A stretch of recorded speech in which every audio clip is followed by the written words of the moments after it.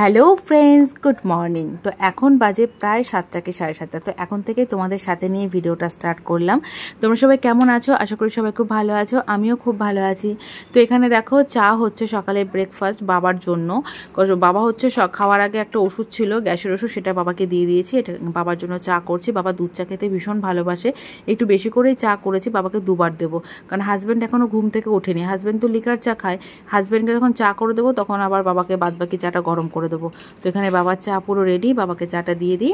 আর হচ্ছে বাবা আজকে ডাক্তার দেখাতেও যাবে, হাজব্যান্ড আর বাবা হচ্ছে ডাক্তার দেখাতে যাবে। তার আগে সব আমাকে ব্রেকফাস্ট তৈরি করে দিতে হবে। তো এখানে বাবা চা খাচ্ছে আর আমি চলে আসলাম হচ্ছে এই ঘরটা গোছাতে। এই ঘরে হচ্ছে হাজব্যান্ড আর বাবা ঘুমায়, তো দুজনেই উঠে গেছে। হাজব্যান্ড বাথরুমে গেছে ফ্রেশ হতে, আর আমি এই ফাঁকে হচ্ছে আমি ঘরটা গুছিয়ে নিই। কারণ বাবা হচ্ছে আবার এই ঘরে এসে শুচ্ছে কিছুক্ষণ, আবার ওই ঘরে গিয়ে শুচ্ছে। মেয়ে এখনও ঘুম থেকে ওঠেনি, মেয়ের আবার স্কুল আছে। মেয়ে স্কুল যাওয়ার আগে রান্নাবান্না কিছুটা কমপ্লিট করতে হবে, মেয়েকে ভাত খাইয়ে স্কুল পাঠাতে হবে, মেয়েকে টিফিন দিতে হবে, সব কিছুই করতে হবে।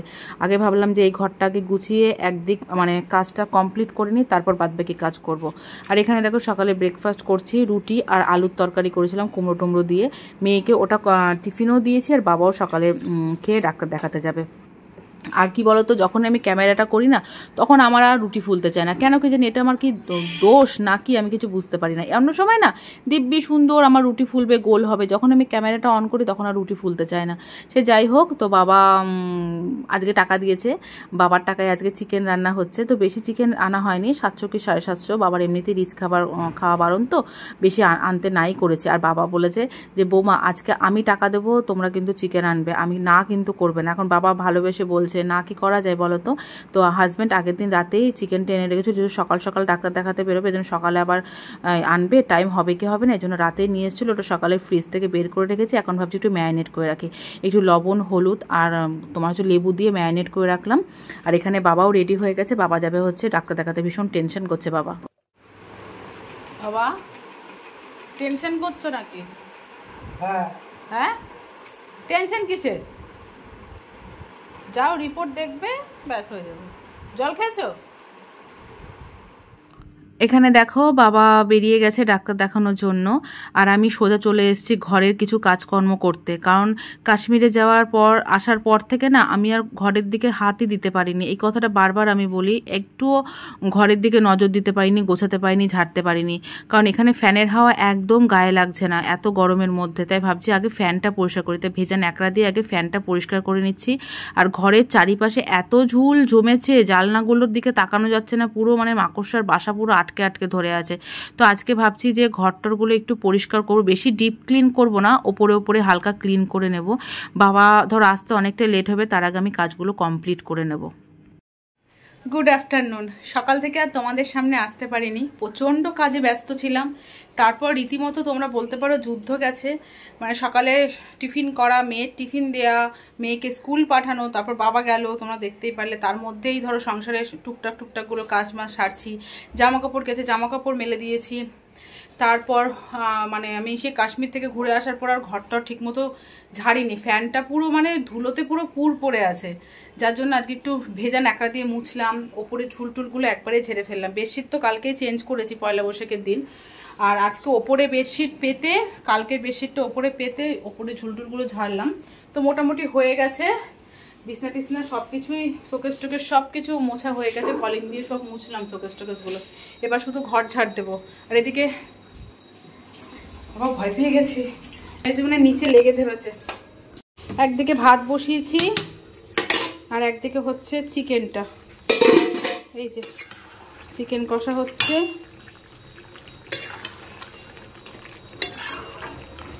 চিকেনটা কষা হচ্ছে হোক, আর আমি এদিকে সব বাসনগুলো দেখো, কত বাসন।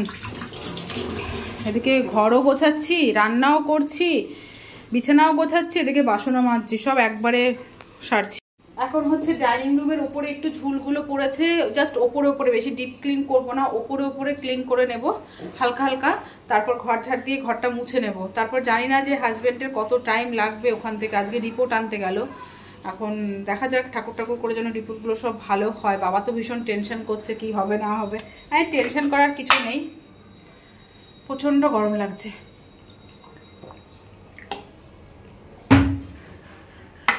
যা হবে তার তো ট্রিটমেন্ট আছে, তাই না? তো বাবা তো টেনশন করছে।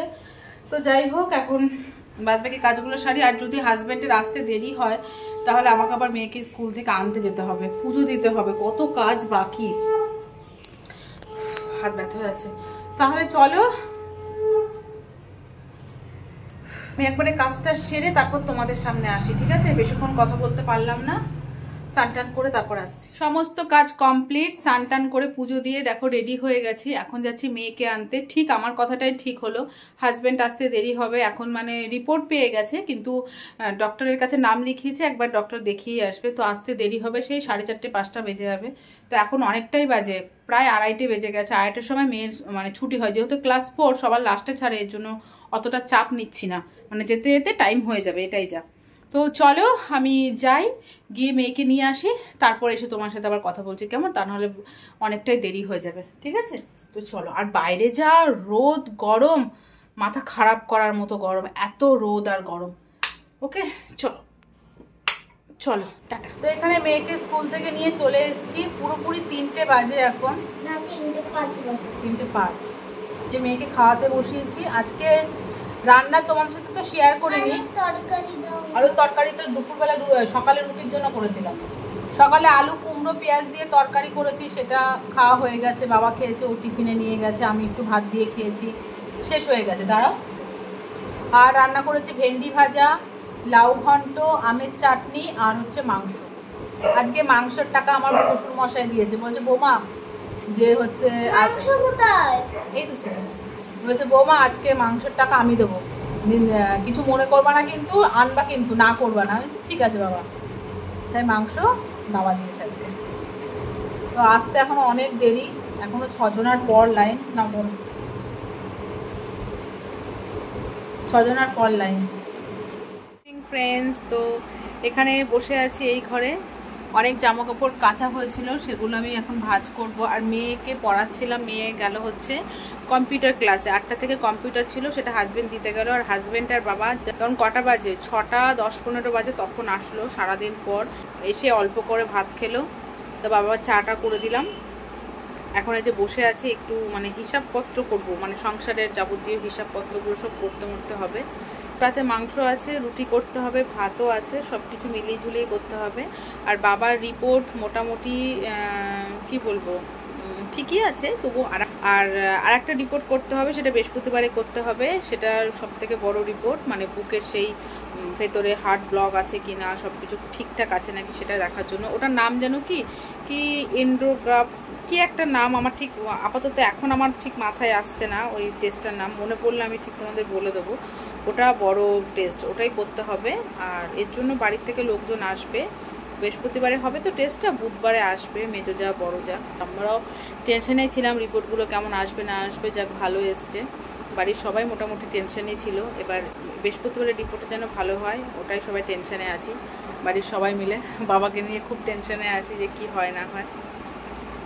তো চলো জামাকাপড়গুলো ভাঁজ করি, তারপর রাতের অনেক কাজ বাজ আছে, ঠিক আছে? সন্ধেবেলায় যা টুকটাক কাজ থাকে, ঘর ঝাড় দিয়ে সন্ধে দেওয়া, দুটো ঘর গোছানো, এইসব কাজগুলো সব কমপ্লিট করে এখানে বসে গেছি আটা মাখতে। রুটি হবে, শ্বশুরমশাই রাতে যেহেতু রুটি খায়, শ্বশুরমশাইয়ের জন্য রাতে 3টে রুটি করব, আর 2টো এক্সট্রা করব। যা ভাত আছে আমরা 3 জন মিলে মিলিয়ে ঝুলিয়ে রুটি দিয়ে খেয়ে নেব। আর আজকে যেহেতু মাংস আছে, কোনো সমস্যা হবে না। তো এখানে আটা মেখে চলে এসেছি সোজা রান্নাঘরে রুটি করব বলে। আমি আজকে তোমার সাথে আমার রুটি করাটা একটু শেয়ার করব, কেমন? কি বলো তো, রুটিটা আমি আগাগোড়ায় খুব একটা মানে খেতে ভালোবাসতাম না, এখন একটু ভালোবাসি। আর রুটি করাটা আমার পক্ষে ভীষণ একটা যুদ্ধ বলতে পারো, আমার পছন্দ না। তো আমার ইউটিউব ফ্যামিলির থেকে আমাকে অনেকে অনেক রকম বলেছে, পাপিয়া তুমি রুটি করতে পারো না, যেহেতু তুমি এরমভাবে করবে, তুমি ওরমভাবে, অনেকে অনেক রকমভাবে আমাকে হেল্প করেছে। আমার শাশুড়ি মা আমাকে শিখিয়ে দিয়েছে, আমার জাটা, আমার বড়দি, আমার মা, সবাই আমাকে নানা রকমভাবে বুদ্ধি দিয়েছে। তবুও কোনো না কোনো মতে আমার কোনো বুদ্ধি আমি সব মানে ফেল হয়ে গেছে রুটি। ইদানিং বলে না মানুষে ঠেলায় পড়লে মানুষ সব কিছু শিখতে পারে, ব্যাপারটা সেরকম। যেহেতু শ্বশুরমশাই আমার এখানে আছে, আমাকে প্রতিদিন 2 বেলা রুটি করতে হচ্ছে, যার জন্য আমার এখন না রুটিটা একটু ফুলছেও, প্লাস গোলও হচ্ছে, নরমও হচ্ছে। সব থেকে বড় কথা হচ্ছে শ্বশুরমশাই আমার হাতে রুটি খেয়ে আমাকে বলছে, বৌমা তোমার রুটিগুলো বেশ ছোট আর হচ্ছে নরম, খেতে ভালো লাগছে। এই কথাটা শুনে আমার এত ভালো লেগেছে যে শ্বশুরমশাইয়ের মুখ থেকে এরকম প্রশংসা শুনবো, আমি সত্যি বলছি খুব ভালো লেগেছে। মানে একটা অন্যরকম প্রাপ্তি, যে জিনিস আমি করতে পারি না সেটা যদি কেউ প্রশংসা করে তাহলে ভীষণ একটা ভালো লাগে। তো রুটি টুটি করার পর এখানে রান্নাঘরের কিছু বাসন মাজা ছিল দুপুরবেলার, সেগুলো একটু গুছিয়ে রাখছি। গুছিয়ে রেখে আবার তো বাসন বেরোবে, সেগুলো তো আবার ঝুড়ির মধ্যে রাখতে হবে, তাই না? তো এগুলো সব গুছিয়ে রাখার পর বাবা ওইদিকে টিভি দেখছে, মেয়ে এদিকে ঘোরাঘুরি করছে, একটু বই নিয়ে বসছে, আবার উঠছে, এরকমই করছে। তো বাবাকে 10টা থেকে 10:30টার মধ্যে বাবাকে খাবার দিয়ে দিই। তো রুটি করার পর না আমি এই রুটি করার তাওয়াটা আর যে রুটিটা যখন সেকি আমরা, যে ছাঁকনিটা থাকে সেটা আমি ধুয়ে রাখি। তাহলে কি হয় বলো তো, বেশ পরের দিনে পরিষ্কার পরিচ্ছন্নভাবে রুটিটা করতে ভালো লাগে। আর যদি আমি ধুয়ে না রাখি, যে রুটি করার সময় যে এক্সট্রা আটাগুলো থাকে সেগুলো এর মধ্যে লেগে থাকে, তখন ভাজতে গেলে না অটোমেটিক রুটি তাড়াতাড়ি পুড়ে যায় আর হচ্ছে কেমন কালো কালো হয়ে যায়। রান্নাঘরটা পরিষ্কার পরিচ্ছন্ন করে সোজা চলে আসলাম হচ্ছে বেডরুমে। রাতের বিছানাটা করব এখানে। তার আগে বাবাকে খেতে দিয়ে দিয়েছি, বাবা খাচ্ছে আর আমি এখানে বিছানাটা করব। বিছানা করার পর মেয়েকে ভাত খাওয়াবো। আর পাশের ঘরে বাবা আর হাজবেন্ড যেহেতু ঘুমায়, সেই বিছানাটা করে দিয়ে এসেছি আর এখন এই বিছানাটা করব। তো চলো ভিডিওটা এখানেই শেষ করি। যদি তোমাদের কিছু ভালো লেগে থাকে অবশ্যই লাইক করো, কমেন্ট করো। টাটা, দেখা হচ্ছে নেক্সট ব্লগ ভিডিওতে। আর এখানে বিছানা পুরো কমপ্লিট। আর এখানে মেয়ে হচ্ছে খেলা দেখছে, খেলা শ্বশুরমশাইও দেখছিল, মেয়ে এখন দেখছে। আর এই যে আমি এখন ফ্রেশ হবো, খাওয়া দাওয়া করে ঘুমিয়ে পড়বো। বাবা ওখানে খাচ্ছে। Tata, good night, love you all, bye by.